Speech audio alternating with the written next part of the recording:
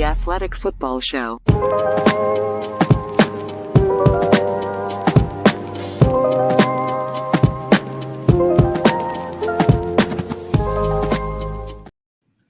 Welcome to the Athletic Football Show. I'm Robert Mays. Joining me tonight, it's my good friend Nate Tice. Nate, how you doing, buddy?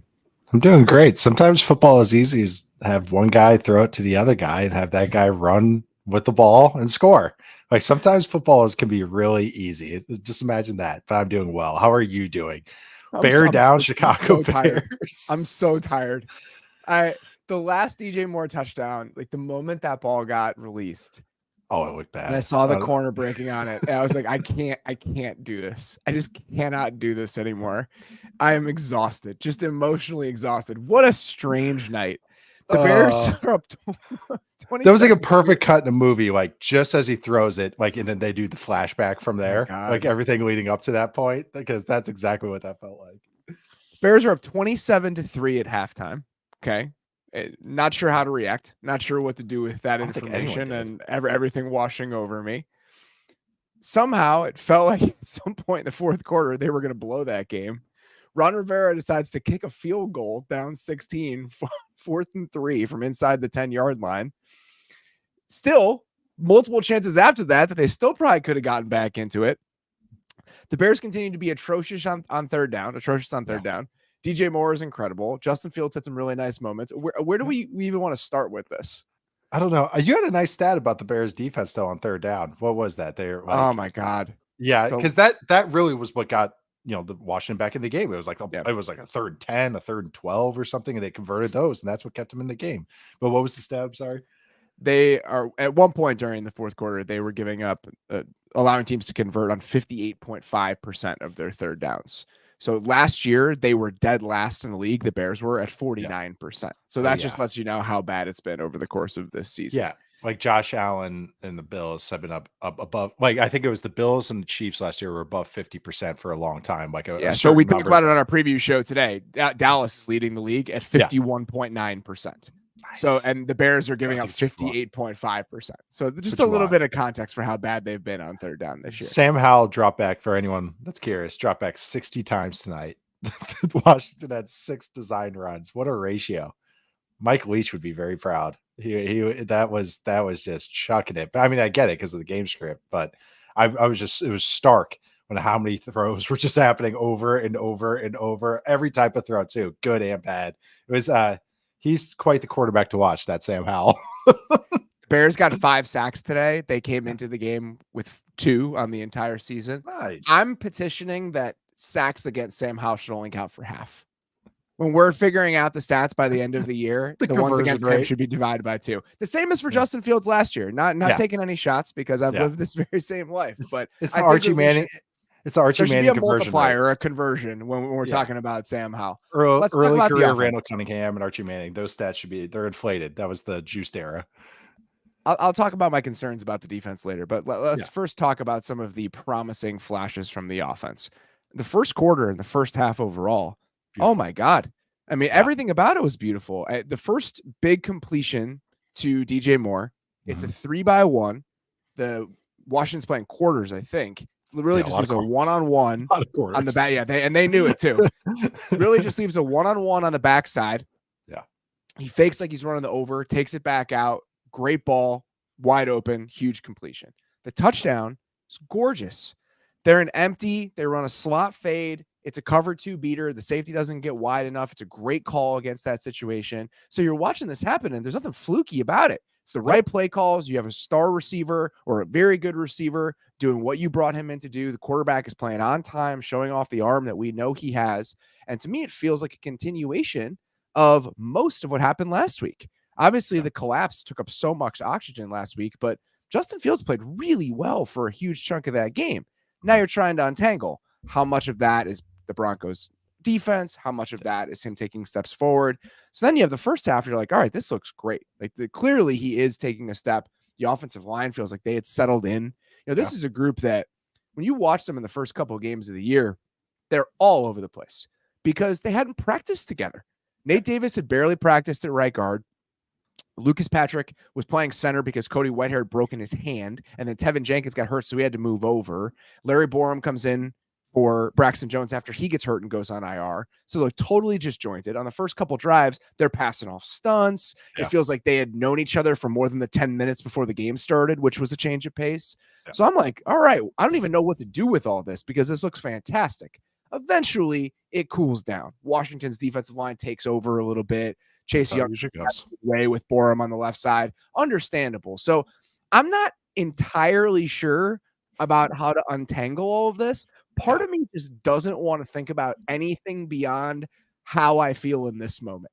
Like what this means for decision making on December 15th. I'll decide later. No reason for me to do that right No. now. So I think that's sit in the flashes and be fine with it right now. I think just remember the beginning and maybe just remember that last DJ Moore touchdown into the final drive where they're milking out the clock. And you remember the Howell sack on the last drive. You're like, yeah, this game went great. And you look at the final score. Just don't remember the little middle stretch right in there. It's but no, the first drive was great. Yeah, the first play. This is what's great when you have a receiver that can just beat man. This is why when you it's really nice. He could truly win on a vertical route tree. And I mean, yeah, the first one was kind of like it was like quasi double move, but it works because it was against the robber leverage. And then also just like that last touchdown was, or the first touchdown was awesome. The second touchdown was another double move, but it was better covered. But beautiful ball threw it open. Yeah, and that's perfect. That's the give and take of when you have a good receiver and a quarterback that trusts them. Is that sometimes the quarterback's going to throw them open, and sometimes the receiver's going to make them right.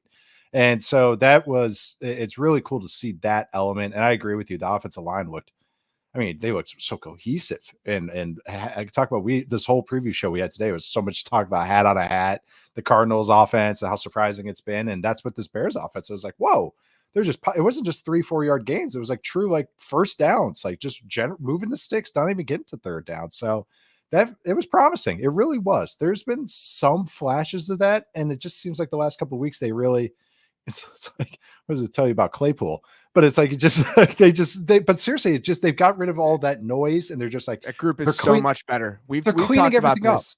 We've talked about this over the last 2 weeks. That group with Mooney and Moore and EQ and the offensive line and just that group is constructed. It's just, they look so much better with those 11 out there. Yeah. Watching the first couple of drives, seeing DJ Moore play the way that he did, having that, listen, if I got a one-on-one, I trust this guy to win consistently element to the offense combined with the offensive line.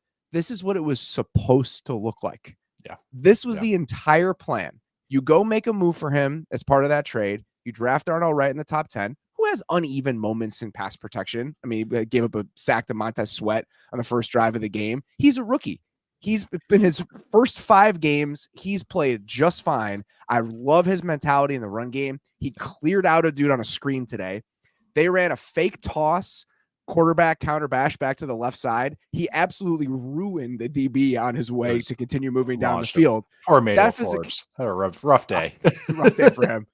So you see all that. It's like Nate Davis is finally settling in after the weird summer that he had. Yeah. And when it was funny when Patrick got hurt. Obviously, you don't like to see that. But Lucas Patrick gets hurt. They move Cody Whitehair to center. That's actually what the line was supposed to be. Right. Coming into the season, that was supposed to be it with Braxton Jones instead of Larry Borum. But so it all kind of felt right for those first couple drives. Then Tevin Jenkins gets hurt. Ja'Tari Carter comes in or he's on a pitch count, whatever. You still see some of the unevenness and it all starts to fall apart a little bit. But those flashes, I guess the biggest question now is, can they continue? Like, are those flashes, what does the ratio look like? Does it go from 5 or 6 moments a game to 8 or 10? Does this become more of the norm? Is this something where it no longer feels like an aberration, those first couple drives? Maybe over the course of the season, they settle into something closer to that version of themselves. I don't know the answer to that yet, but I think that's the biggest question moving forward.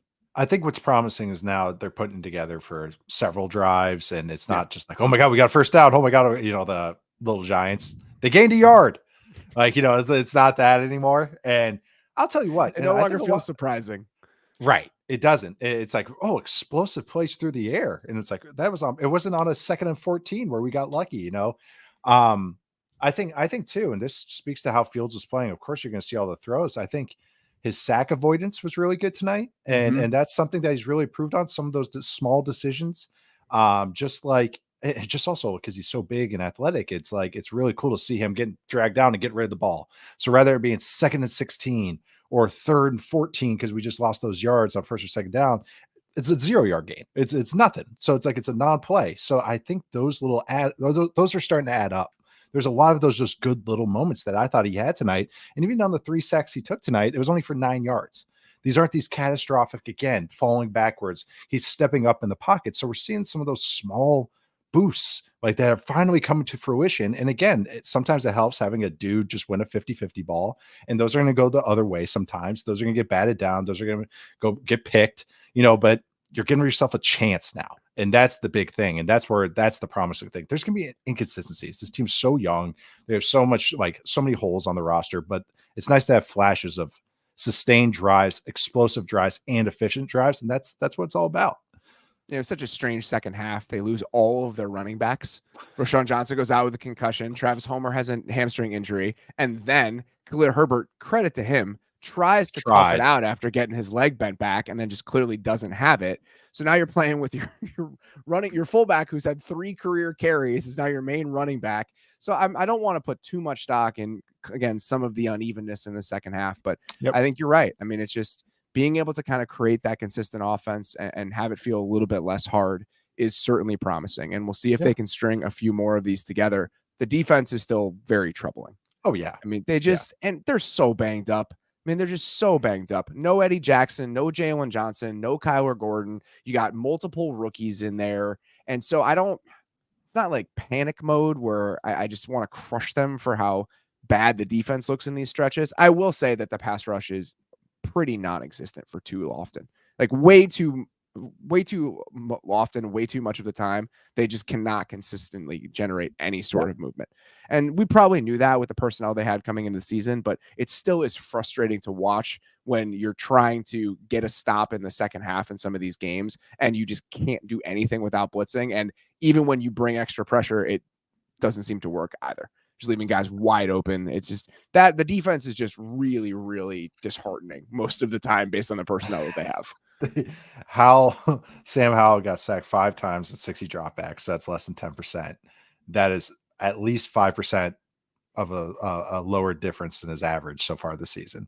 So just to speak to the Bears pass rush, like even getting 5 sacks was like below his market rate that he's been at for how often he gets so sacked. Funny. It's so true.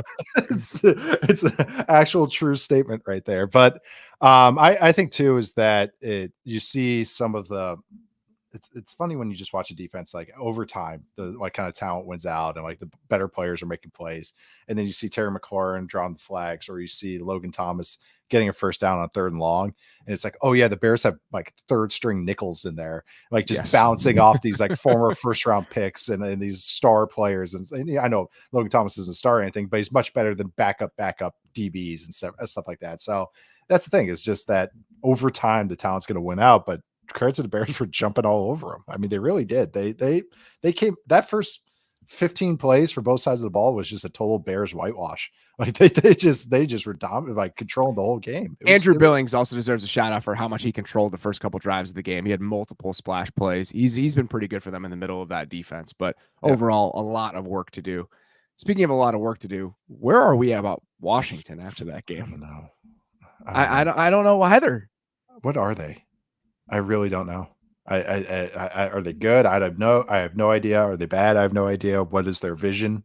What is their plan? I have no idea. This confusion that you have, I think, is very telling because it speaks to the Sam Howell experience. The range of outcomes on any given play is so unbelievably wide that I think it spreads to the overall feeling about what the team is. I'm sticking with Schrodinger's quarterback. Every play is dead and alive at the same time. And I think that's how this franchise kind of feels. It does feel alive. It does feel fresh. Like the atmosphere there tonight was great. But it just the air got let out pretty quick after the first couple drives, after the first quarter or two. But I have no idea what they are. I really don't. I really, really don't. We did a show before the season where we predicted the top 10 defenses in the NFL over the course of the year by DVOA or success rate or whatever metric you want to use. And I did not have Washington in mind because I was like, right. Whatever one makes us right is exactly right. I didn't have Washington in mind because I just don't trust their ability to be like a consistently good defense year after year. for whatever reason, like the Jack Del Rio experience is they're a top 10 I was looking at third down rates. They were number 1 in the league in third You down said it, conversion rate. and I was like, oh season. shoot, that's right. And so last year they were a top 10 defense according to any metric you want to look at. They did it without creating many turnovers. Like everything would lead you to believe, all of the metrics would lead you to believe that Washington would once again be one of the best defenses in the league this year. And I just do not believe in the Jack Del Rio experience. And here we are again, and they look like a below average defense. I'm sure they'll figure it out. They've got a lot of good players. But again, the crapshoot where you spin the wheel for whatever this Washington team is, it extends to their defense right now and trying to understand what they are. I've seen like 6 quarters of like, oh yeah, there it is. That's that tough defense. And then the rest is just like, what is this? Like they're not covering anyone, double moves everywhere.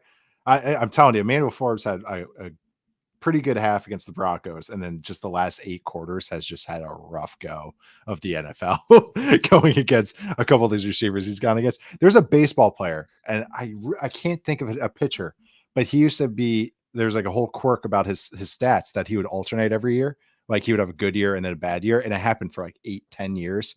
And I'm trying to think of it as it was in the late 80s, but I'm going to figure it out after. It's great content right here. But anyways, but I watch this Washington team and it's just like, but the flashes are so cool. Like, and this is exactly, you're saying that they reflect how that's kind of what it is. Like the highs are awesome. Like some of these receivers, these plays that they're making, and then some of the lows. And it's like, oh yeah, they're starting that guy at offensive line. And it's like, oh, this guy can't cover it. This guy's letting Cole Kmet beat him at linebacker, a 1-on-1 to let up a touchdown, like right across his face. Like, oh yeah, you kind of guys just have these kind of holes that you don't really think about too often. I mean, Howell had that really good game against Denver, which now we know more about that. Now we have a better sense of what that means because it's always the fun part about the early part of the season. And if I say fun in quotes, you have no idea what is real and what is not because you have preseason expectations for teams and that colors what you think of them. So that performance in week 2 against the Broncos, it's like, oh, Sam Howell. Okay, looked pretty good. I was buying in. And then you have the game against the Bills, which was an absolute disaster. He plays great against the Eagles last week, keeps them in that game, and then mixed bag tonight. Mixed bag. Yeah. It's just very hard to know exactly what they are and what they're going to be. Makes sense. I mean, this is a guy that is now in his 6th career start, 5th round pick, first year play caller. So I think just pressing pause on any final determinations about what this Washington team is moving forward. They're 2-3. We'll see what happens. Yeah, and this NFC is wild. This is just going to be how this is week to week. There's a lot of incomplete teams and a lot of young quarterbacks too. This is what's going to happen is like they're going to have up and down play. Like I think sometimes we get some of these top tier quarterbacks that we watch week in, week out, these elite guys, and they're just like, oh my God, they're just 6 yards, 12 yards, 20 yards, 6 yards, no sacks. But then you got to watch some of these guys that are just starting. It's like they're basically rookies and they're drafted on day 3, or at least Howell is, Ritter's on round 3. It's like these guys need time because this is how the stretches are going to be. The NFL it's really fast. Like, and you can see how sometimes on plays that he's comfortable with progress pretty quickly. But then there's others you can tell he's like, okay, all right, that was 1. Okay, that was 2. And then he's like, he's like a grenade launcher. I don't know if it's a grenade launcher. It'd be a better one. Catapult. He's like a catapult, like just like launching those things. But he'll put him on the money. It just takes a second or 2. Yeah, they're going to be an interesting team to watch just because there's so much at stake for what the future looks like with them. Yeah. This is such an important year for those sort of big picture decisions moving forward. And the same goes for the Bears. On Monday, everyone was going to get fired and this was it. And if they had lost this game, this regime was going to get kicked out of the building. And then by the time the first half ends, I'm sitting there being like, well, now what do we do? So there's no reason to start going down that road on October 5th or whatever it is. Exactly.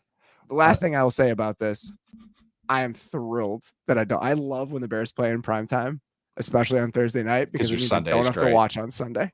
It's one of my favorite parts about it. It's like I just get to go into Sunday with my little professional hat on and just watch all the other teams and get ready for the show that we do. So very much looking forward to a nice, casual, quiet, steakless Sunday afternoon this week. It's been my existence the last few years. It's been as a football agnostic fan, it's been great. Other than fantasy and gambling and all that. I was going to say though, great point about like we just don't know this early in the season because I think other things we have featured around week 4-ish and week 5-ish in the NFL season is like, oh, Daniel Jones and Jason Garrett, Sam Darnold scrambling using Sam his Darnold legs. was the best quarterback in the league through 4 weeks a couple of years ago. He was the That's- best quarterback in the We league. did segments on him. He had a great Thursday night game too. I think against Houston, and it was just like, just God, remember Carolina, Houston's one hell of an early season Thursday night game. I told this story earlier this week when I was talking to Chase Daniel. I think it was 2016. It would have been 2016. It was the year after they won the Super Bowl. Maybe that's not right. It doesn't matter. The year the Broncos started 4-0 with Trevor Siemian. It was 2016 or 2017. 2016. And I was working at the Ringer, and they were 4-0. And it's like, oh man, the Broncos, they're 4-0. Needless to say, it's not how the rest of the season went for the Denver Broncos. So even though we're 5 games in for these two teams, even though we're 4 games in for everyone else, just one of those moments where let's just take tonight for what it was. Nothing has to be decided for the next 3 months, and let's just go on our way. So that's all I got for you.